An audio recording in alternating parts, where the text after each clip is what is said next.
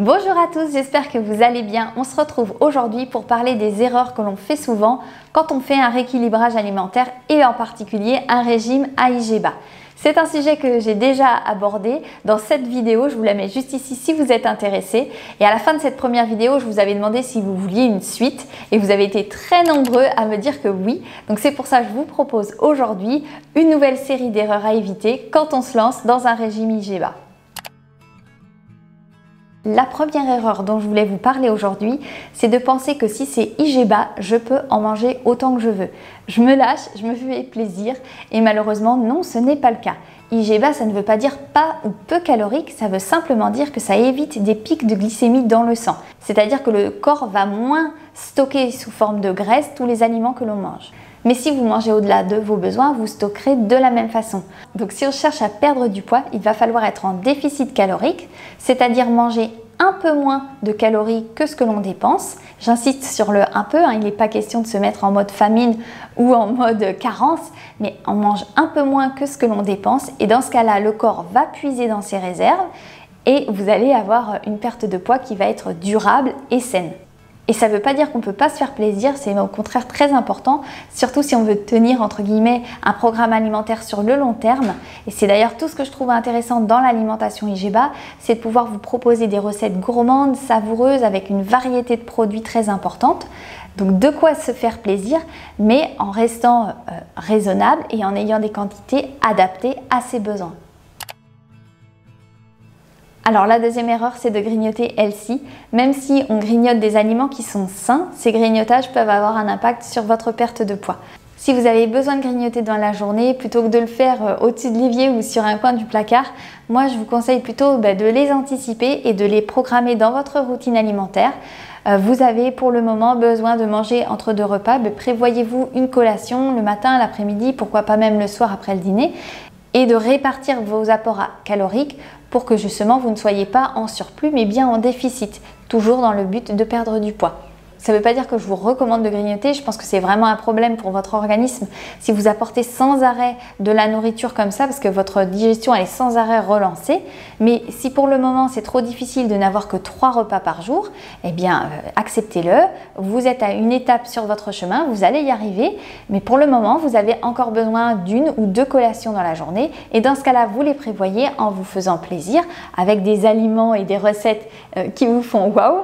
Et vous allez comme ça beaucoup mieux gérer vos grignotages. Alors l'erreur suivante, c'est de manquer de patience pour avoir des résultats. C'est pas forcément une erreur dont on a envie de parler parce qu'on est dans une société où tout va vite, où on veut des résultats instantanés, mais il faut savoir que votre corps il a mis des semaines, voire des mois, voire des années à stocker le gras qu'il a actuellement et il va pas pouvoir le perdre de façon immédiate. Ça serait vraiment vous mentir que de vous dire si vous mangez IGBA en un mois, vous allez retrouver le corps que vous souhaitez.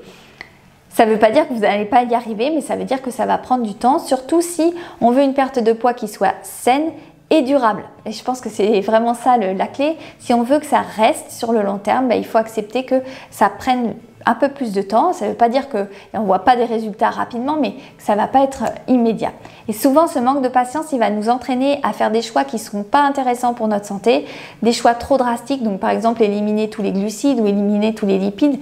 On va en reparler juste après. Donc vraiment, il faut accepter que ça peut prendre un petit peu plus de temps que ce qu'on voudrait. Surtout aussi si on a un métabolisme qui a été un petit peu chamboulé. Par exemple, vous avez fait un régime qui était trop drastique, donc vous avez bien perdu du poids. Ensuite, vous avez arrêté ce régime parce qu'il était insoutenable sur la durée. Donc, vous avez repris du poids et là, vous recherchez à en reperdre. Et dans ce cas-là, votre métabolisme, il a été un petit peu chamboulé dans le sens où, vu qu'il n'avait plus rien à manger, il s'est mis en mode famine. Quand vous lui avez redonné à manger, il s'est dit « Ah ça y est, là, je fais des réserves pour la suite parce qu'elle me redonne ou il me redonne enfin à manger. » Et puis là, maintenant, vous voulez en reperdre. Du coup, non, votre corps, à chaque fois, il stocke facilement. Donc, pour changer ce métabolisme, c'est possible, mais il va falloir là aussi plusieurs semaines afin que le métabolisme vraiment change. Donc vraiment, soyez patients, c'est comme ça que vous allez avoir les meilleurs résultats sur le long terme. Alors la quatrième erreur, c'est de manger trop de protéines. Donc les protéines, qu'elles soient animales ou végétales, sont très intéressantes. Elles ont d'abord un index glycémique qui est très bas, voire de 0 pour les protéines animales. Et puis elles apportent un effet de satiété, donc c'est vraiment ça qui va faire qu'on n'a pas faim entre les repas. Donc c'est super. Le problème, c'est que si on en mange trop, eh bien tout d'abord ça va se faire au détriment de certains aliments, comme notamment les légumes et les fruits. Or, c'est très important d'avoir suffisamment de légumes dans son assiette parce qu'ils vont apporter des nutriments qui sont essentiels au bon fonctionnement de notre corps. Et on veut que notre corps il ait un fonctionnement optimal pour que nos cellules fonctionnent au mieux et puissent justement utiliser au mieux les réserves qu'on a à l'intérieur du corps. Il faut comprendre qu'à l'intérieur de votre corps, à l'intérieur de chaque cellule, vous avez comme une petite centrale énergétique et pour que ça fonctionne bien et qu'ils utilisent au maximum les réserves disponibles dans votre corps, eh bien il faut qu'elle ait toutes les vitamines, les nutriments, les minéraux disponibles pour bien fonctionner. Donc c'est très important d'avoir une variété d'aliments dans son assiette et on sait que vu que les aliments protéinés apportent une satiété, on a tendance à, si on en mange trop, manger moins d'autres aliments et ça pose un problème, ça déséquilibre la micronutrition qui est très importante pour perdre du poids. Et puis si on en mange trop, on peut avoir plein d'autres déséquilibres dans le corps. Vous pouvez par exemple avoir un excès de mauvaise graisse parce qu'il y a beaucoup de graisse saturée dans les viandes rouges. Vous pouvez aussi avoir un excès de fer. Alors le fer est absolument indispensable à la vie, mais par contre trop de fer c'est mauvais pour la santé. Ça va provoquer une oxydation des cellules, c'est-à-dire ça va les faire rouiller et donc les faire vieillir prématurément. Je suis sûre que vous avez entendu parler des antioxydants qui sont justement des anti-vieillissants et donc là c'est le contraire qui va se passer.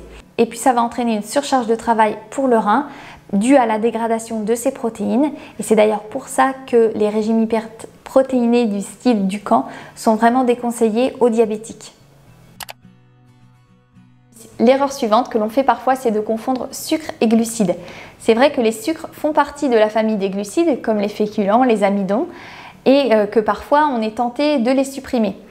Les sucres, en particulier les sucres ajoutés, posent problème parce qu'ils ont un index glycémique haut qui vont entretenir notre désir de manger sucré et donc favoriser in fine le stockage de graisse. Alors évidemment, ça ne veut pas dire que parce qu'il faut modérer son apport en sucre ajouté, qu'il faut supprimer les glucides. Les glucides sont très importants pour votre corps, c'est ce qui va vous apporter une énergie directe, c'est ce qui va vous faire vous sentir en forme. Si vous n'en mangez pas ou pas assez, vous allez vous sentir fatigué. Votre corps peut créer de l'énergie en utilisant les protéines ou les lipides, mais vous allez vous sentir fatigué de manière générale. Ensuite, ça va aussi poser problème parce que si vous ne mangez pas assez de glucides, vous allez forcément manger plus de lipides ou de protéines et dans ce cas-là, je vous renvoie juste à mon point précédent concernant l'excès de protéines et les problèmes que ça engendre. Comment faire quand on veut perdre du poids et manger des glucides? Eh bien, on va se tourner vers des glucides à IG bas, donc comme les légumineuses, les lentilles, les flageolets, les pois chiches.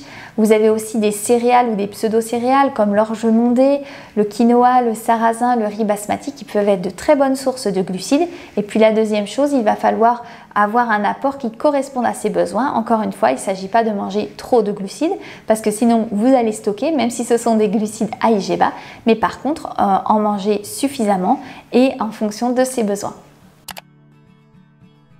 Enfin, la dernière erreur quand on débute un régime IG bas, c'est de suivre un plan tout fait qui n'est pas adapté à ses besoins. Alors on trouve ce genre de programme sur internet ou dans des livres et je ne dis pas que c'est pas intéressant, au contraire moi je trouve que c'est une super base d'informations pour comprendre comment l'alimentation IG bas fonctionne, avoir une liste de menus, de recettes gourmandes, avoir une liste aussi d'aliments IG bas. Donc tout ça, ça va vous donner une très bonne base, mais il va falloir ensuite l'adapter à vous pour que ce soit efficace. Donc il va falloir vraiment chercher à calculer votre métabolisme, calculer vos besoins énergétiques quotidiens et ensuite chercher à les répartir dans la journée. Si vous avez besoin de 1800 calories, vous n'allez peut-être pas les répartir de la même façon en fonction que vous travaillez du matin ou que vous soyez de journée, etc. Je sais que tout ça c'est un peu compliqué, c'est pas facile à mettre en œuvre, c'est long aussi à faire. Vous avez d'ailleurs été nombreux à me solliciter pour vous aider et je suis très heureuse de vous annoncer qu'à partir du mois prochain, je vais proposer des séances d'accompagnement personnalisées pour vous aider dans l'alimentation à IG bas. Donc si c'est quelque chose qui vous intéresse, je vous laisserai aller voir ça en barre d'infos. J'ai pris mon temps pour vous le proposer parce que vous le savez peut-être, la nutrition c'est pas mon premier métier. Donc je voulais absolument être formée, diplômée avant de vous proposer un suivi nutritionnel pour que tout ça soit de qualité. Voilà pour cette vidéo, j'espère qu'elle vous a plu, qu'elle vous a apporté des informations intéressantes. N'hésitez pas à la liker si c'est le cas, ça soutient mon travail. Je vous dis à très bientôt et en attendant, prenez soin de vous.